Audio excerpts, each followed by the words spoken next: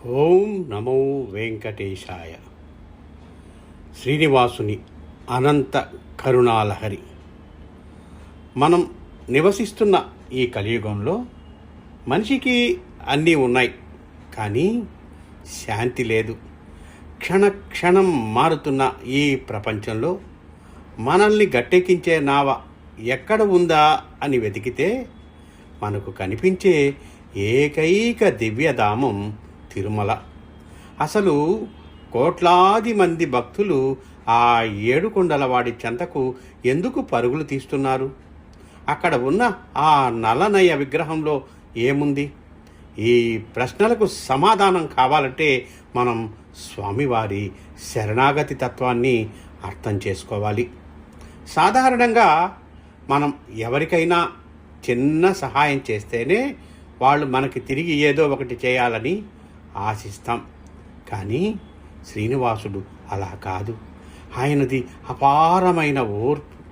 లోకంలో మనుషులు చేసే కోట్లాది తప్పులను చూస్తున్నా వింటున్నా ఆయన మౌనంగా భరిస్తున్నారు. దానికి కారణం ఆయన ఒక తండ్రి కాబట్టి. బిడ్డల తప్పులు చేసినా వాళ్ళు మళ్ళీ దారిలోకి వస్తారని ఎదురు చూసే తండ్రిలా ఆయన వేల ఏళ్లుగా ఆ పద్మపీఠంపై నిలబడే ఉన్నారు. ఆయన కదలకుండా రాయిలా ఉన్నారని మనం అనుకుంటాం, కానీ అది రాయి కాదు, అది నిశ్చలమైన ప్రేమ. మనం ఆయన్ని గోవిందా అని పిలిచినప్పుడు ఆ పిలుపు వెనక ఉన్న ఆర్తిని ఆయన గుర్తిస్తారు. చారిత్రక గాథల ప్రకారం స్వామివారు వైకుంఠాన్ని వదిలి భూమికి రావడానికి ఒక పెద్ద కారణమే ఉంది. అది భృగు మహర్షి ద్వారా జరిగిన ఒక సంఘటన. ఒక ఋషి తనను తనినా కూడా క్షమించిన స్వామి లోకంలోని సామాన్య భక్తులు చేసే అజ్ఞానపు తప్పులను క్షమించరా? ఖచ్చితంగా క్షమిస్తారు. అందుకే ఆయన తిరుమల కొండలను తన నివాసంగా మార్చుకున్నారు. అక్కడ ఆయన కేవలం దేవుడు మాత్రమే కాదు, మనందరి పాపాలను కడిగేసే ఒక మహోన్నత శక్తి.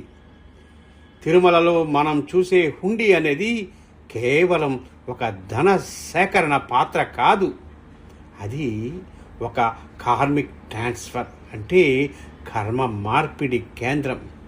కలియుగంలో మనిషి ధనం సంపాదించే క్రమంలో తెలుసో తెలియకో ఎన్నో ఆక్రమాలు చేస్తాడు, ఇతరులను నొప్పిస్తాడు. ఆ పాప ఫలం మనిషిని రోగాల రూపంలోనూ మానసిక వేదన రూపంలోనూ వెంటాడుతుంది. అప్పుడు స్వామి ఏమంటారంటే, నీ పాపపు భారాన్ని నువ్వు మోయలేవు, దాన్ని నీ కష్టార్జిత రూపంలో నాకు అర్పించు, నీ కర్మను నేను స్వీకరిస్తాను, నీకు ప్రశాంతతను ఇస్తాను అని. అందుకే హుండీలో మనం వేసేది డబ్బు కాదు, మన కష్టాలను మన పాపాలను అక్కడ వదిలేసి వస్తున్నాం. ఆ ధనాన్ని స్వామి మళ్ళీ సమాజంలో అన్నదాన రూపంలో విద్య వైద్యం వంటి పుణ్య కార్యక్రమాలకే ఖర్చు చేయిస్తారు. అంటే ఒకరి చెడును తీసుకుని దాన్ని తిరిగి లోకానికి మేలుగా మార్చే గొప్ప ప్రక్రియ అక్కడే జరుగుతుంది. స్వామివారి మూర్తిని నిశితంగా గమనిస్తే ఆయన కొన్ని సంకేతాలు ఇస్తారు. ఆయన కుడి చేయి కిందికి చూపిస్తూ ఉంటుంది. నా పాదాల దగ్గరకు రా, నీకు భయం లేదు అని ఆయన అభయం ఇస్తున్నారు. ఆయన నడుము మీద ఉన్న ఎడమ చేయి కటిహస్తం ఏమి చెబుతుందంటే, నన్ను నమ్ముకున్న వాడికి ఈ సంసార సాగరం లోతు కేవలం మోకాలు లోతు మాత్రమే ఉంటుంది, నీవు మునిగిపోవు అని ధైర్యం చెబుతున్నారు. ఆయన కళ్ళు పూర్తిగా మూసి ఉండవు, అలాగని పూర్తిగా తెరిచి ఉండవు, అవి లోచూపును చూసిస్తాయి.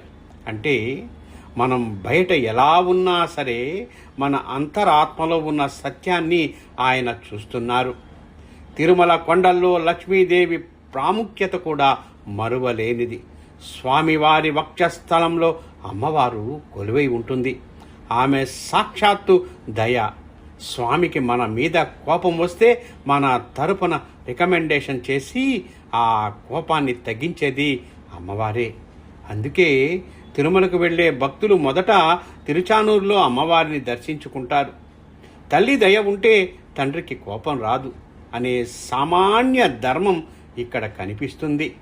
చివరగా మనం తెలుసుకోవాల్సింది ఏంటంటే, భక్తి అంటే కేవలం కొండ ఎక్కి రావడం కాదు, స్వామిలోని ఓర్పును, శాంతాన్ని మన జీవితంలోకి ఆహ్వానించడం. ఎన్ని కష్టాలు ఎదురైనా ఇది స్వామి ప్రసాదం అని భావించగలిగితే మనకు దుఃఖం ఉండదు. శ్రీనివాసుడు ఒక మతం కోసమో ఒక వర్గం కోసమో వెలవలేదు. ఆర్తితో పిలిచే ప్రతి గుండెకు ఆయన అండగా ఉంటారు. మన జీవితం అనే ప్రయాణంలో ఎప్పుడైనా దిక్కుతోచని స్థితి ఎదురైతే ఒక్కసారి కళ్ళు మూసుకొని ఆ 7 కొండల వాడిని తలుచుకోండి. వెంకటేశ్వరా నీవే గతి అని శరణు కోరితే ఆయన తన కరుణా కిరణాలతో మనల్ని చీకటి నుంచి వెలుగులోకి నడిపిస్తారు. తిరుమల క్షేత్రం మనకు ఇచ్చే గొప్ప సందేశం ఇదే. నువ్వు ఒక్కడివి కావు, నీ వెనుక నేనున్నాను. ఈ నమ్మకమే కలియుగంలో మనకు కొండంత అండ. గోవింద నామ స్మరణతో మన మనసులను పవిత్రం చేసుకుంటూ ఆ దివ్య రూపం మన హృదయాల్లో నిరంతరం కొలువై ఉండాలని కోరుకుందాం. ఓం నమో వెంకటేశాయ.